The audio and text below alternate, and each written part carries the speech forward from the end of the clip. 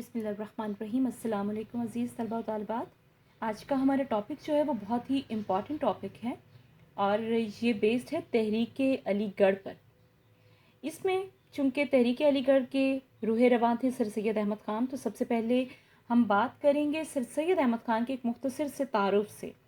آپ کسی تعارف کے محتاج تو نہیں، لیکن پھر بھی کچھ باتوں کا آپ کو علم ہونا جو ہے وہ ضروری ہے کہ سر سید احمد خان 17 اکتوبر 1817 کو دہلی کے ایک معزز گھرانے میں پیدا ہوئے تھے۔ آپ کے والد جو تھے وہ میر متقی، ان کو شاہی دربار میں بڑا اثر و رسوخ حاصل تھا، اور آپ کی تربیت اور تعلیم تعمیر اخلاق و کردار میں آپ کی والدہ کا بڑا عمل دخل تھا۔ 1838 میں آپ کے والد کا انتقال ہو گیا تھا، تو پھر آپ کو ایسٹ انڈیا کمپنی جو تھی انگریزوں کی تجارتی کمپنی، اس میں 1839 میں باحیثیت ایک نائب منشی کی ملازمت مل گئی تھی، اور بعد ازاں آپ نے منصفی کا امتحان پاس کر کے منصف بھی مقرر ہوئے۔ آپ کو چیف جج کے عہدے پر بھی ترقی دی گئی، اور ملازمت کے سلسلے میں پھر آپ مختلف جگہوں پر رہائش پذیر رہے، اور 1876 میں پینشن لے کر علی گڑھ آپ آ گئے، اور یہیں پر پھر اپنی سابقہ زندگی جو تھی وہ اپنے ارادوں کی تکمیل میں یہیں آپ نے گزار دی۔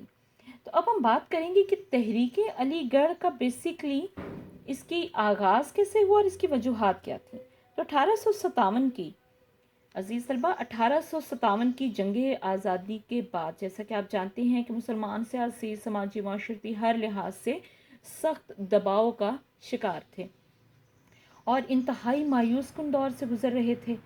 بقول ولیم ہنٹر اگر ہم بات کریں تو مسلمان قوم جو کبھی ہندوستان میں ہر سیاہ سفید کی مالک تھی، اب تاریخ میں سیاہ دھبے کی حیثیت اختیار کر گئی تھی۔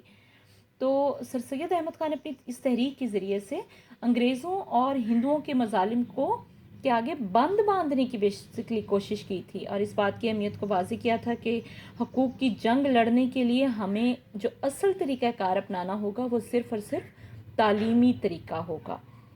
اب ہم بات کریں گے سر سید احمد خان اور تحریک علی گڑھ کے حوالے سے۔ آپ کی پہلے تو ہم ذکر کریں گے تحریک علی گڑھ کے مقاصد کی، جو بہت ہی واضح آپ کو یاد ہونی چاہیے۔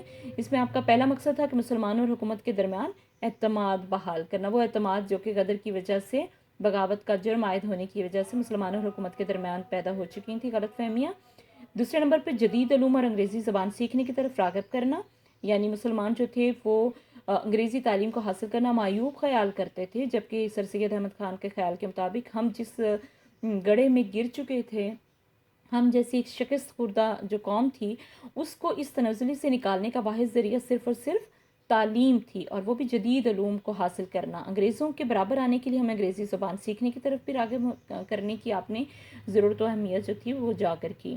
نمبر 3 پر ہم بات کریں گے کہ مسلمانوں نے بر صغیر کو سیاست سے دور رہنے کی، کہ مسلمان کمیونٹی جو تھی وہ سمجھتی تھی کہ ہم سیاسی طور پر انگریزوں کا مقابلہ کریں گے، لیکن آپ نے فرمایا تھا کہ جب تک ہم تعلیم یافتہ نہیں ہوں گے انگریز ہمیں اپنے برابر نہیں لائیں گے، کیونکہ ہندو جو تھے وہ بہت تیزی کے ساتھ تعلیم حاصل کر رہے تھے اور بہت قربت حاصل کر رہے تھے، بہت قریب آ رہے تھے انگریزوں کے۔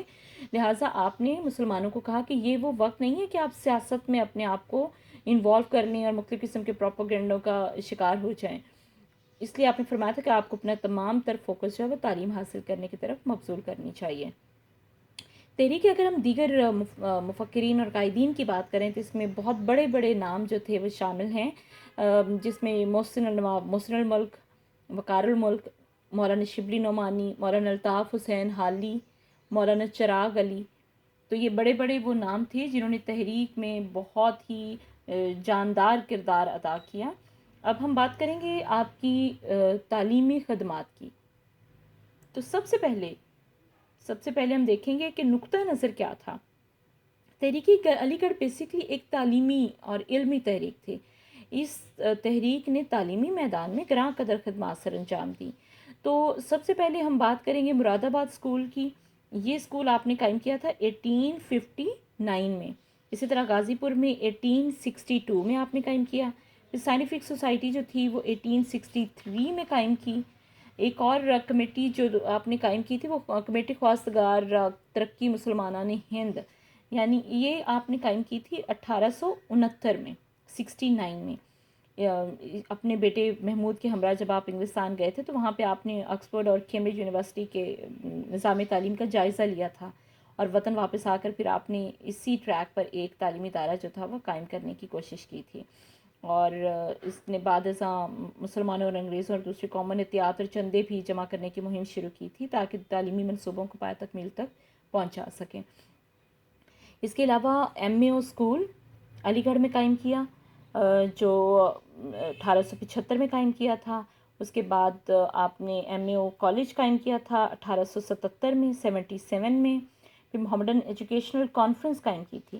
یہ کیا تھی جی کہ علی گڑھ کے زیادہ، یہ جو اگر ہم بات کریں تو دور دراز کے مقامات پر اس کانفرنس کے اجلاس منعقد ہوتے تھے، اور اس کانفرنس میں مسلمانوں میں حصول تعلیم کے لیے ایک ولولہ اور جوش پیدا کیا گیا تھا، اور اس کانفرنس کا مقصد کیا تھا کہ مسلمانوں کو تعلیم کی طرف راغب کرنا اور تحریک علی گڑھ کے لیے فنڈنگ کرنا، یہ اس کے بیسکلی مقاصد میں شامل تھا۔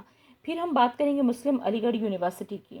ایم اے کالج کو 1920 میں یونیورسٹی کا درجہ بھی دے دیا گیا، تاہم اس وقت آپ حیات نہیں تھے، آپ 1898 میں انتقال فرما چکے تھے، تو اس میں بعد میں 1920 میں اسے یونیورسٹی کا درجہ دیا گیا، اور یہ بر صغیر میں مسلمانوں کی پہلی مسلم یونیورسٹی تھی۔ اس کے علاوہ آپ نے کچھ دیگر ادارے بھی قائم کیے، جیسے سندھ مدرسۃ الاسلام کراچی میں قائم کیا، مسلم کالج کانپور میں قائم کیا، اسلامی کالج پشاور میں قائم کیا، اسی طرح سے اسلامی کالج لاہور میں بھی آپ نے قائم کیا۔ بہت شکریہ۔